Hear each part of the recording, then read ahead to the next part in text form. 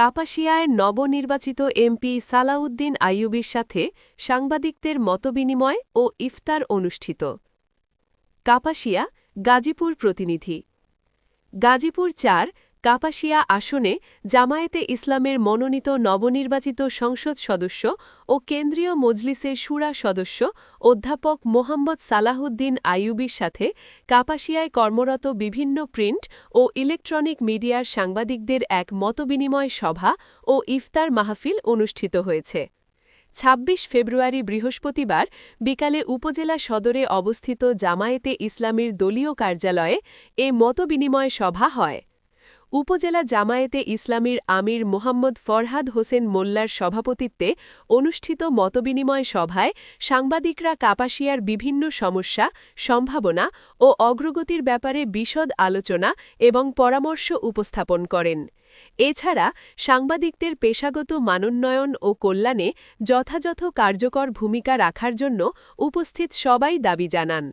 নবনির্বাচিত সংসদ সদস্য অধ্যাপক মোহাম্মদ সালাহুদ্দিন আইয়ুবী সাংবাদিকদের পেশাগত দায়বদ্ধতার জায়গা থেকে দলমতের ঊর্ধ্বে উঠে সত্য, ন্যায় ও নির্ভীক থেকে দায়িত্ব পালন করার জন্য সকলের প্রতি আহ্বান জানান। কাপাসিয়ার উন্নয়নে যে কোনো পরামর্শমূলক সহযোগিতা কামনা করেন।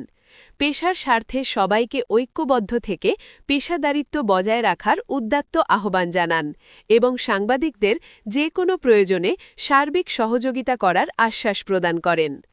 কাপাসিয়া প্রেস ক্লাবের সাধারণ সম্পাদক অধ্যাপক মোহাম্মদ শামসুল হুদা লিটনের পরিচালনায় এ সময় অন্যান্যের মাঝে উপস্থিত ছিলেন কাপাসিয়া প্রেস ক্লাবের সভাপতি এফ.এম. কামাল হোসেন, সাবেক সভাপতি সঞ্জীব কুমার দাস, প্রেস ক্লাবের যুগ্ম সাধারণ সম্পাদক কাইয়ুম, সাংগঠনিক সম্পাদক বেলায়েত হোসেন শামীম, সাংবাদিক ইউনিয়নের সভাপতি নুরুল আমিন শিকদার, কাপাসিয়া রিপোর্টার্স ইউনিয়নের সভাপতি শফিকুল আলম সবুজ, সাধারণ সম্পাদক মোহাম্মদ শফিউদ্দিন আহমেদ জিন্না, সাংগঠনিক সম্পাদক মাহাবুর রহমান, মোহাম্মদ আবু সাইদ, তপন বিশ্বাস, জাহাঙ্গীর আলম, আকরাম হোসেন রিপন, গোলাম সারোয়ার, মোহাম্মদ এখলাস উদ্দিন, মোহাম্মদ মঞ্জুরুল হক, শরীফ সিকদার, সাইদুল ইসলাম রনি, এস.এম. মাসুদ, এম. আসাদুল্লাহ মাসুম, শাপলা টিভির সম্পাদক মোহাম্মদ হাবিবুর রহমান, গাজী মঞ্জুরুল হক, মোজাম্মেল হক, আকরাম হোসেন হিরণ, উত্তম কুমার দাস, সাইফুল ইসলাম নান্না, তাওহিদ হোসেন মিন্টু প্রমুখ। মোহাম্মদ হাবিবুর রহমান। কাপাসিয়ার দৃশ্যমান এই ব্রিজটা ছাড়া আসলে উন্নয়নের জায়গায় আমি আমার অতীতে যারা দায়িত্ব পালন করেছেন, যারা ভূমিকা রেখেছেন, সবার প্রতি শ্রদ্ধা রেখেই বলছি, অনেক জায়গায় এখন পর্যন্ত আমরা অন্য এলাকার চেয়ে বেশি পিছিয়ে আছি। এরকমই পিছিয়ে থাকা কিছু কথা আপনারা এখানে বলেছেন আর সমস্যার কথা কিছু বলেছেন। আমি আপনাদের এই কথাগুলোকে সাজেশন হিসেবে নিচ্ছি, নোট করেছি। আমার একটা পরিকল্পনা ফাইল আছে, এই ফাইলের মধ্যে যেগুলো রয়েছে সেগুলোকে সমৃদ্ধ করব, আর যেগুলো নেই সেগুলো সংযুক্ত করবো ইনশাআল্লাহ। এইভাবে আমি আমার উন্নয়ন পরিকল্পনা, আমার আপনাদের যে প্রত্যাশিত প্রশ্নগুলো ছিল সেগুলোর জবাবটা এখানে শেষ করতে চাচ্ছি। কারণ এগুলো আমার বলেছেন যে কাজে আমরা দেখতে চাই, ইনশাআল্লাহ একটার পর একটা কাজের মধ্যে দিয়ে আশা করি আমাকে আপনারা পাবেন। আমি একটা বিষয় নিশ্চয়তা দিতে চাচ্ছি, সেটা হলো সব সময় আমাকে পাবেন। আমি কতটুকু পাচ্ছি কতটুকু পাচ্ছি না, এটা রাস্তায় ধরে দাঁড় করে জিজ্ঞেস করতে পারবেন, কোনো অসুবিধা নেই, এই যে পাবেন ইনশাআল্লাহ। আর আমি আমার সামর্থ্য দিয়ে সবটুকু দিয়ে, আজকে আমার যে পকেট আছে এই পকেটে আমি রমজান মাসে একটু চেষ্টা করি, আল্লাহ রসুলের একটা হাদিস হলো, আল্লাহ রসুল পকেটে যা থাকে নির্দ্বিধায় না দেখে দিতেন। এই জন্য আমি সবসময় পকেটে কিছু টাকা রাখি, কিছু টাকা আছে। এছাড়া আমার পকেট সবসময় খালি থাকে। আমি খালি হিসেবে সংসদ সদস্য হয়েছি, আমি খালি হিসেবে বিদায় নেব ইনশাআল্লাহ। এই পকেটে দুর্নীতি অথবা আপনাদের প্রদত্ত, অনেকে খুশি হয়ে যায় না যে ভাই দুর্নীতি না, আপনাদের আমি খুশি হয়ে দিলাম, খুশি হয়ে দেওয়া কোনো প্রদত্ত অথবা সংগঠনের মাধ্যমে কোনো জায়গা থেকে 1 টাকা আমার পকেটে ঢুকবে না ইনশাআল্লাহ। এই ব্যাপারে আমি আমার আপনাকে নিশ্চয় দিচ্ছি। কখনো যদি দেখেন, আমি আপনাদের প্রসঙ্গে আসার আগে আমি আমার কথাগুলো বলে নিচ্ছি, কখনো যদি দেখেন কোনো জায়গা থেকে আমি, আমার কোনো আত্মীয়, আমার দলের কোনো কর্মী অথবা আমার কোনো সহকর্মী কোনোভাবে 1 টাকার লেনদেনের কোনো ইস্যু অথবা দুর্নীতি প্রশ্ন আসছে, সরাসরি আমাকে নক করবেন। আমার ব্যাপারে যদি কোনো কথা শুনে আমি অনুরোধ করবো আমাকে জানাবেন। আপনাদের রাইট আছে, আমাকে না জানিয়েও এটা আপনারা পত্রিকায় লিখতে পারেন, কিন্তু এটাও পত্রিকার ইথিক্সের মধ্যে পড়ে, যার ব্যাপারে আপনি অভিযোগ লিখছেন তার কনসার্ন নিয়ে আপনি অভিযোগটা লিখবেন। আলহামদুলিল্লাহ অনেকেই এটা করে থাকেন, আমার সাথে শেয়ার করে নোট করে তারপরে আপনারা পত্রিকাগুলোকে লিখে থাকেন। এটা আমি আপনাদের প্রশংসা করছি, আমি প্রেজ করছি।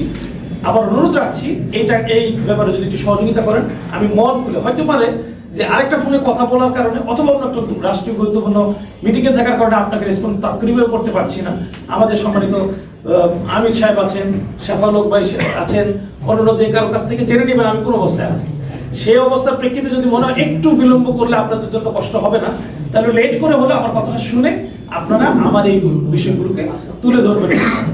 সম্মানিত ভাইরা আমার, দ্বিতীয় যে ইস্যুটি শেষ করতে চাই সেটা হলো আপনাদের প্রেস ক্লাব।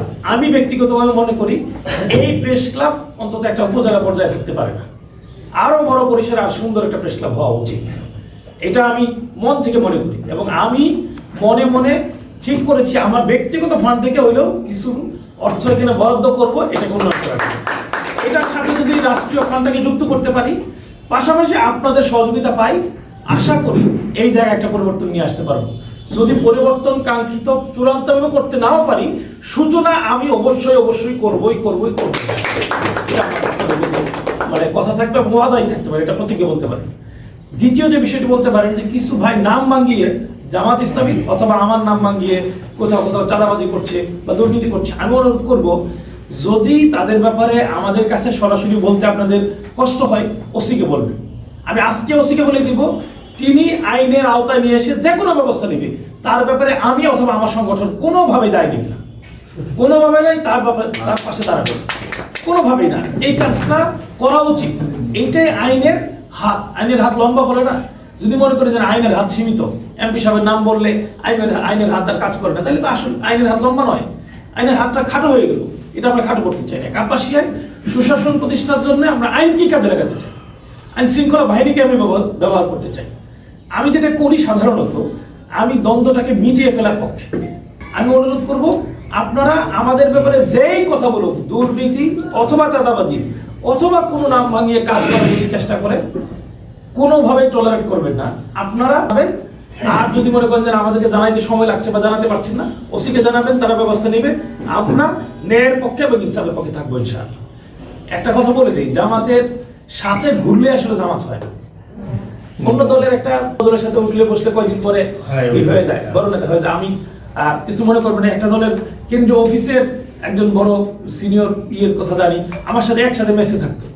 সে ওই দলের এক নেতার বাড়িতে প্রথম কর্মচারী দায়িত্ব কাজ দিয়েছে, এখন উনি বড় নেতা, আলহামদুলিল্লাহ এবার এমপি হয়ে গেছে।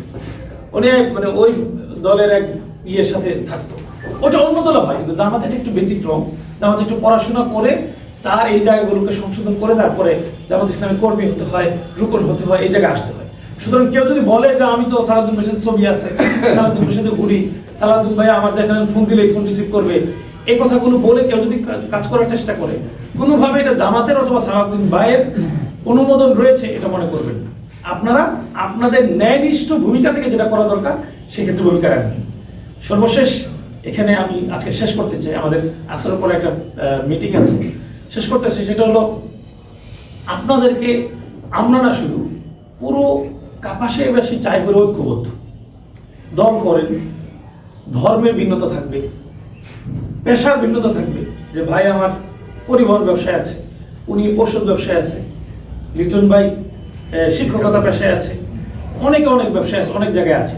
যে যেভাবেই যে জায়গায় থাকে, সাংবাদিক হিসেবে আপনাদের ন্যায় নিষ্ঠাবান, এই কথাটা যেন সবাই বলতে পারে। নুরুল আমিন ভাই একটা কথা বলার চেষ্টা করেছেন যে আমরা আসলে পেট চলবো কিভাবে, কেমন অবস্থায় আছি। নিঃসন্দেহে এটা দেখার দায়িত্ব আমি মনে করি হযরত ওমরের মতো আমার সব দিক থেকে। আমি আমার জায়গা থেকে চেষ্টা করব এই বিষয়গুলোতে আপনাদের কিভাবে সহযোগিতা করতে পারে আপনাদের পরামর্শ নিয়ে আমি করব। কিন্তু আমার জন্য কষ্ট লাগবে এমন যদি হয়, কারো ব্যাপারে কোনো অভিযোগ শুনি, কথা শুনি যে ভাই অমুক সাংবাদিক তো আমার বিরুদ্ধে মিথ্যা এরকম একটা রিপোর্ট করেছে, সেক্ষেত্রে সে এই কারসাজির আশ্রয় নিয়েছে, তখন কিন্তু ভাই আমার আমি মনে করবো যে আমার বুকে আপনি আপনার যে কোনো প্রয়োজনে, আমি এখনো বলছি আমার কিছু সোর্স আছে, আলহামদুলিল্লাহ একটু সুযোগ আছে, যে আমি বাংলাদেশের যে কোনো বিশ্ববিদ্যালয়ে আপনার সন্তান, আত্মীয় স্বজন, তাদের জন্য সিটের ব্যবস্থা করতে পারবো, যে কোনো কোচিংয়ে ফ্রি কোচিংয়ের ব্যবস্থা করতে পারবো, বড় বড় হাসপাতালে চিকিৎসার ব্যবস্থা করতে পারবো। এই সোর্সগুলো আমার মানে আমি যদি এমপি নাও হই তাও আমার মধ্যে ছিল। এর বাইরে সরকার যে সুবিধাগুলো যদি আলাদা সুযোগ দেয় সেই সুযোগগুলো তো নতুন করে যুক্ত হবে। এরপরে দেশি বিদেশি যে কোনো জায়গায় তাৎক্ষণিক যে কোনো সাপোর্ট আমি আলহামদুলিল্লাহ আপনাদের জন্য ব্যবস্থা করতে পারবো।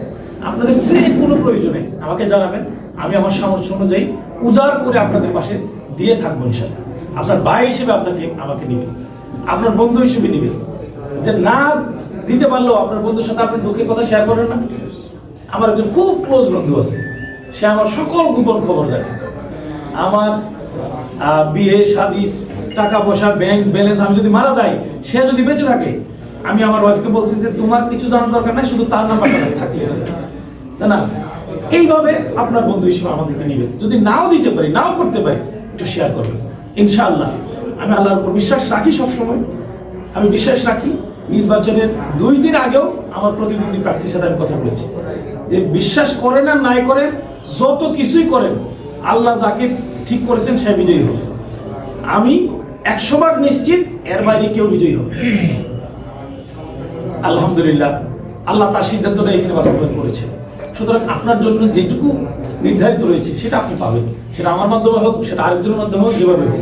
এই বিশ্বাসের জায়গা থেকে একটু শেয়ার করবেন। নিজের আস্থা বিশ্বাস যাতে কোনোভাবে ক্ষুণ্ণ না হয়, নিজে যাতে কোনোভাবে প্রশ্নযুক্ত না হয়, সে ব্যাপারে নিজের জায়গা থেকে পেশাগত দায়িত্ব যথাযথভাবে পালন করবেন বলে আমি বিশ্বাস করি। সর্বশেষ আজকে আপনারা যে পরামর্শ দিয়েছেন এটাই যেন শেষ পরামর্শ না। আপনারা মন খুলে আমাকে পরামর্শ নয় শুধু ধমক দিবেন যে ভাই